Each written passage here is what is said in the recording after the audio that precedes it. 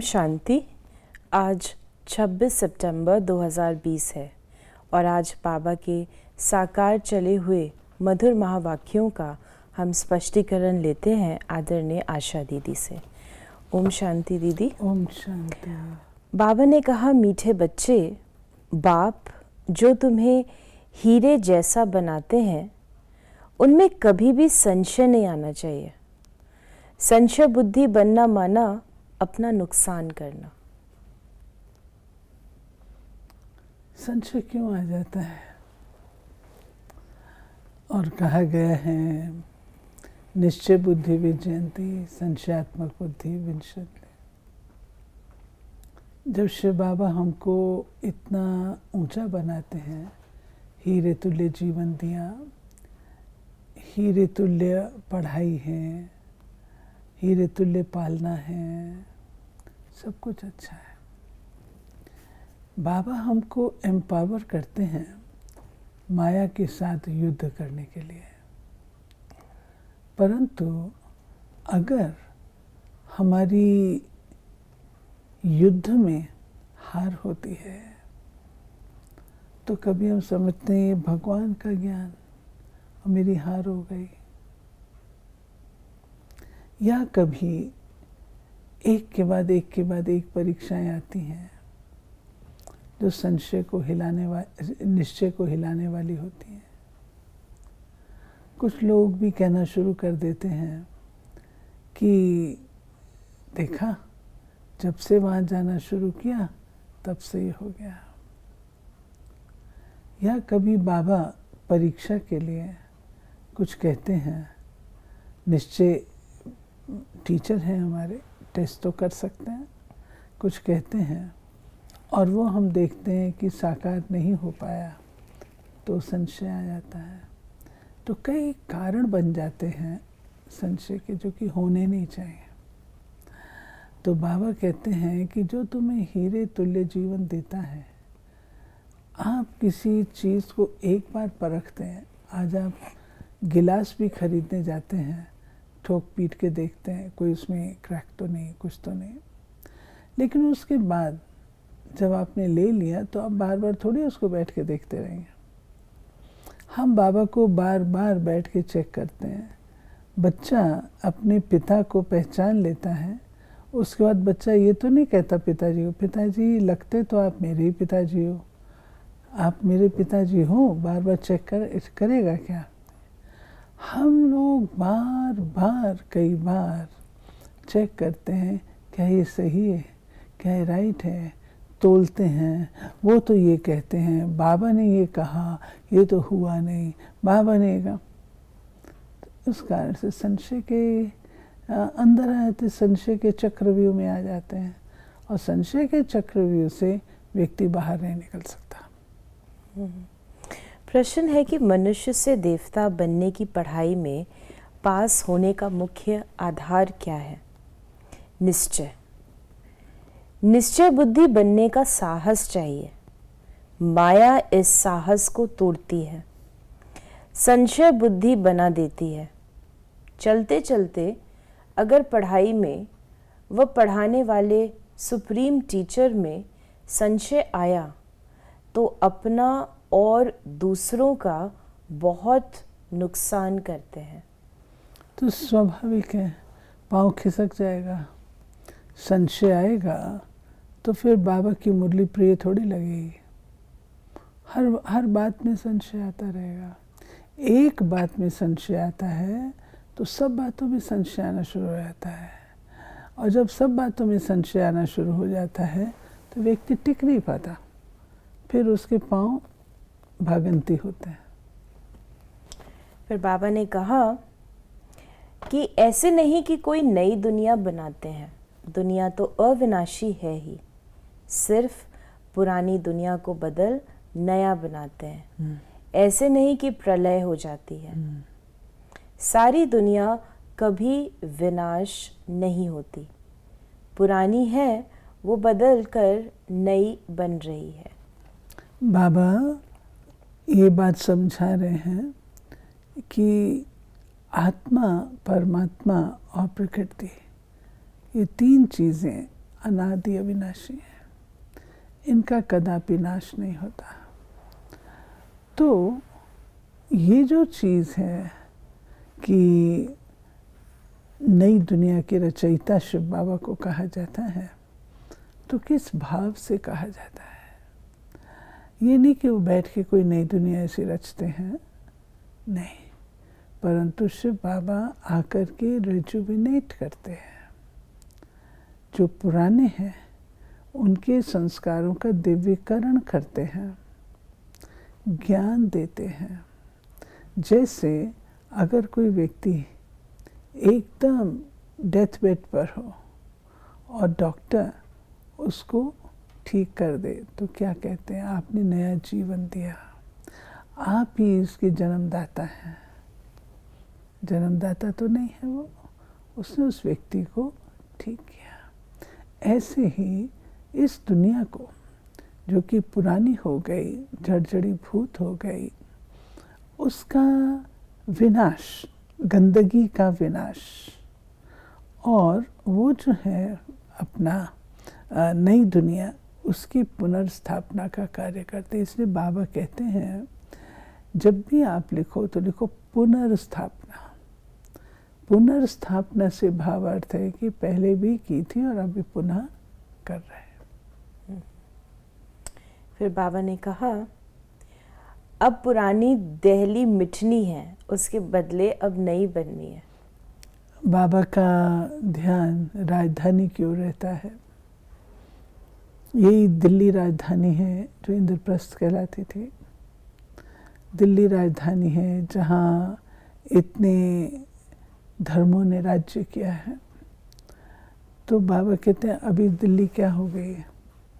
दिल्ली के लिए प्रसिद्ध है दिल्ली शहर नमूना, अंदर मिट्टी बाहर चूना। दिल्ली के लड्डू खाओ तो भी पछताओ, ना खाओ तो भी पछताओ। ये हाल दिल्ली का है।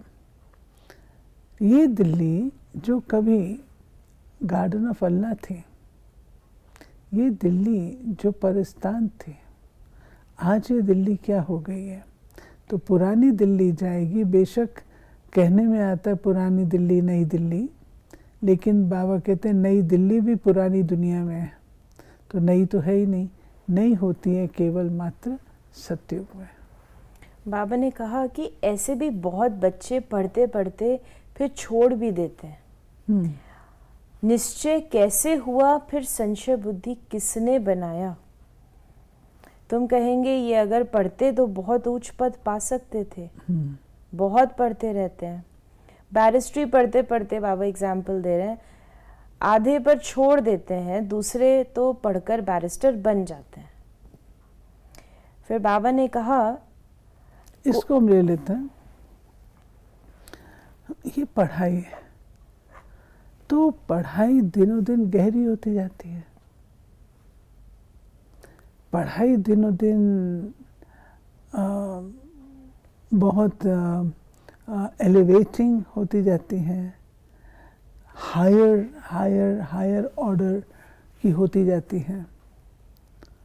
तो कई बच्चे तो प्रेम से उसको पढ़ करके शान से पढ़ते जाते हैं। जो रेगुलर पढ़ते हैं उनको कोई भी बात डिफ़िकल्ट नहीं लगती है। लेकिन जो बच्चे सिर्फ उतना ही पढ़ करके उसको ही संपन्नता समझ लेते हैं, तो फिर आगे उनको लगता अच्छा अभी ये भी है, अभी ये भी करना होगा, ये भी करना होगा, तो वो फिर चले जाते हैं। बाबा ने ये भी कहा कि कोई अच्छी बुद्धि वाले हैं, कोई डल बुद्धि है। डल बुद्धि होते होते फिर कोई ना कोई संशय में आकर छोड़ जाते हैं। निश्चय भी है परंतु पूरा पढ़ते नहीं तो थोड़े ही पास होंगे, क्योंकि बुद्धि कोई काम की नहीं है, धारणा नहीं होती है। बाप कहते हैं मैं तुम आत्माओं का परम पिता हूँ। और इसी प्रकार बाबा ने विघ्न के ही बारे में बोला, संशय और विघ्न के बारे में। कोई को बहुत विघ्न पड़ते हैं तो उनको संशय आ जाता है, कह देते हैं हमको फलानी ब्राह्मणी से निश्चय नहीं बैठता है। अरे ब्राह्मणी कैसी भी हो, तुमको पढ़ना तो चाहिए ना। टीचर अच्छा नहीं पढ़ाते तो सोचते इनको पढ़ाने से छुड़ा देवे, लेकिन तुमको तो पढ़ना है ना, ये पढ़ाई है बाप की। ये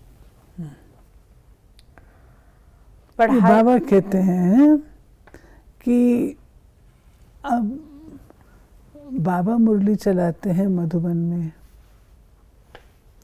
बाबा पर्सनली प्रेजेंट तो सब जगह नहीं हो सकते ना, तो ज़रूर है जिनको निमित्त बनाते हैं उनके द्वारा ही आगे की स्टडी होती है, मुरली उनके द्वारा हम सुनते हैं। लेकिन सब लोग संपूर्ण तो नहीं है। जो टीचर है वो भी तो पुरुषार्थी है। तो कई बार हम लोग मुरली को ना देख कर के हम टीचर को देखना शुरू कर देते हैं।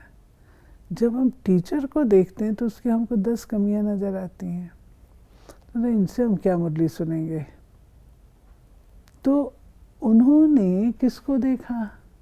मुरली को नहीं देखा, तो मुरली सुनाने वाले को देखा। तो बाबा कहते हैं संशय आ जाता है, छोड़ देते हैं। हमें नहीं देखना है। चाहे कोई छोटी बच्ची भी सुनाए ना, प्यार से हमको सुनना है। छोटी बच्ची के सुनाते सुनाते हो सकता है कोई बात का तीर आपको लग जाए। और बाबा कहते हैं मुरली तो मेरी है ना। हाँ, बाबा ने कहा पढ़ाई बिना इम्तिहान पास नहीं कर सकेंगे, लेकिन बाप से निश्चय ही टूट पड़ता है तो फिर पढ़ाई छोड़ देते हैं। पढ़ते पढ़ते टीचर में संशय आ जाता है कि इनसे ये पद मिलेगा या नहीं, तो फिर छोड़ देते हैं। दूसरों को भी खराब कर देते हैं, ग्लानि करने से और ही नुकसान कर देते हैं, बहुत घाटा पड़ जाता है। और फिर बाबा ने कहा कि ये एक निमित्त बनता है बहुतों को खराब करने के लिए। तो जो कुछ पुण्य आत्मा बना फिर पाप आत्मा बन जाएगा। संग दोष की बात बाबा कहते हैं। चलते चलते कई प्रकार की परीक्षाएं आती हैं, उसमें एक संग दोष होता है। संग दोष में आने से कोई एक ऐसा व्यक्ति होता है जो सारे वायुमंडल वातावरण को खराब कर देता है। तो बाबा कहते हैं ऐसे लोगों से हमको सावधान रहना चाहिए। संग दोष बहुत बहुत बहुत बहुत सूक्ष्म भी होता है। आप अगर उनकी कंपनी में भी रहेंगे ना, आप ना भी हैं, उनकी कंपनी में भी रहेंगे ना, तो भी आप पर उंगली उठ जाती है। संग दोष ऐसी चीज़ है कि ये उसके साथ तो घूम रहे थे, उसके साथी होंगे ना। तब बाबा कहते हैं अपना किसी भी प्रकार का जो बचाव है वो हमें करना चाहिए, संग दोष में कोई रीत से नहीं आए। और फिर बाबा ने अगेन और भी इसके बारे में बताया कि मनुष्य हार्ट फेल होते हैं तो दूसरे जन्म में जाते हैं, यहाँ हार्ट फेल होंगे तो आसुरी संप्रदाय में चले जाते हैं। ये बाबा रूहानी हार्ट फेल की बात कर कि हार्ट फेल अर्थात अपना दिल शिकस्त हो जाते हैं और नहीं कर सकते हैं, ये मेरे वश की बात नहीं है, ये हमारे लिए नहीं है, आदि आदि। तो बाबा कहते हैं कि ऐसी आत्माएं फिर क्या करती हैं। उस दुनिया में शरीर को हार्ट अटैक होगा तो जा कर के व्यक्ति दूसरा जन्म ले लेगा, लेकिन यहाँ पर कहाँ जाएंगे। कोई सत्युगी दुनिया में तो जा नहीं सकते, वापस आसुरी दुनिया में ही जाना होता है। बाबा ने कहा भल ब्रह्मा की आयु 100 वर्ष कहते हैं या कम भी हो, समझो ब्रह्मा चला जाए, ऐसे तो नहीं स्थापना नहीं होगी। तुम सेना तो बैठी हो ना, बाप ने मंत्र दे दिया है, पढ़ना है। यानी बाबा बता के गए थे। हाँ, बाबा बता के गए थे। बाबा ने सब प्रकार के इशारे दिए थे, लेकिन हम लोग सोच ही नहीं सकते थे ना, बिल्कुल सोच नहीं सकते थे। कोई सोच नहीं, हम लोग इतने मस्त रहते थे कि बस मम्मा बाबा और हम लोग अंत तक रहेंगे। अरे कोई शरीर भी छोड़ता, ये भी हमको ज्ञान नहीं था। बड़ों को होगा, हम तो बच्चे थे उस समय। तो ऐसा भी होगा, मम्मा बाबा नहीं होंगे, ये तो हम सोच ही नहीं सकते थे, हमारी कल्पना में नहीं था। तो जब मम्मा अव्यक्त हुए तो झाड़ हिल गया, बहुत बहुत झाड़ हिला। और बाबा ने देखो मुरली में ब्रह्मा के लिए भी बताया हुआ है, ब्रह्मा भी चला जाए तो तो बाबा ने तो संकेत दिया, लेकिन हमने उसको कैच नहीं किया। जब बाबा अव्यक्त हुए ना, तो फिर कुछ मुरलियाँ जो देखी, तो उसमें देखा बाबा ने फलानी मुरली में तो ये कहा, वो फिर हम लोग को हाईलाइट करके भेजी जाती थी कि ये देखो बाबा ने पहले ही कहा हुआ है, हार्ट फेल का मौत अच्छा होता है, आदि आदि बाबा ने बोला हुआ था। लेकिन हमको तो कुछ भी पता नहीं था, पता यानी ध्यान ही नहीं गया, कोई कल्पना नहीं कर सकते थे। तो बाबा कह रहे हैं कि अगर ब्रह्मा भी चला जाए तो ऐसे थोड़ी है, क्योंकि यज्ञ किसका है? शिव बाबा का। कार्य किसका है? शिव बाबा का। तो वो होता रहेगा। और फिर बाबा ने इसी प्रकार ये सारी हमें समझानी दी। और बाबा ने आज ये भी कहा कि कोई को निकलने की दिल नहीं होती, तो मतलब सब अंदर फंस जाते हैं माया के राज्य में, फिर बाप आकर निकालते हैं। कोई को निकलने की दिल नहीं होती तो बाप भी क्या करेंगे। इसलिए बाप कहते हैं महान कम वक्त भी यहाँ देखो जो पढ़ाई को छोड़ देते हैं। बाबा कहते हैं बख्तावर देखना हो तो यहाँ देखो, कम बखत देखना हो वो यहाँ देखो। जो कि इतनी अच्छी पढ़ाई को छोड़ के चले जाए, तकदीर को लकीर लगाए, बाबा कहते इससे बड़ा कम वक्त और कौन होगा। और बख्तावर जो कि अपने भाग्य को बढ़ाते रहते हैं। वक्त यानी अपने जो फॉर्च्यून को बढ़ाए। भाग्य। आज का वरदान है स्वस्थिति की सीट पर स्थित रह परिस्थितियों पर विजय प्राप्त करने वाले मास्टर रचता भव। कोई भी परिस्थिति प्रकृति द्वारा आती है, इसलिए परिस्थिति रचना है और स्वस्थिति वाला रचयिता है। मास्टर रचता व मास्टर सर्वशक्तिवान कभी हार खा नहीं सकते, असंभव है। अगर कोई अपनी सीट छोड़ते हैं तो हार होती है। सीट छोड़ना अर्थात शक्तिहीन बनना।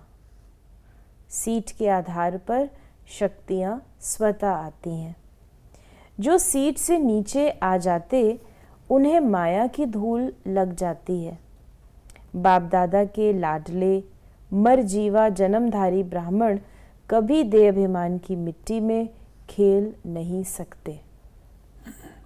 ये बाबा कहते हैं कि देह अभिमान मिट्टी है ये, और इसकी कॉन्शियसनेस में रहना। तो वो बाबा कहते हैं बच्चे इन मिट्टी से नहीं खेल सकते। वरदान में दिया था स्वस्थिति की सीट पर स्थित रह परिस्थितियों पर विजय प्राप्त करने तो देह अभिमान मास्टर रचयिता भव। देह अभिमान वाले कैसे स्वस्थिति में रहेंगे? परिस्थितियों के वशीभूत होंगे, क्योंकि पर में है। इसलिए बाबा कहता है स्वस्थिति अपनी आत्म स्थिति, उसका अभ्यास चाहिए, बहुत अभ्यास चाहिए। और स्लोगन है आज का, दृढ़ता कड़े संस्कारों को भी मोम की तरह पिघला देती है।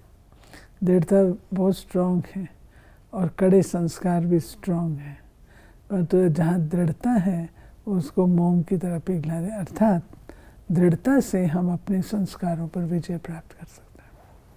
तो ये थे बाबा के आज के महावाक्यों का स्पष्टीकरण। यदि आपके मन में कोई प्रश्न है तो उसे आप व्हाट्सएप करें 8826599309 पर, और हम आपके प्रश्नों का उत्तर प्रश्नोत्तरी कार्यक्रम में देने का प्रयास अवश्य करेंगे। ओम शांति।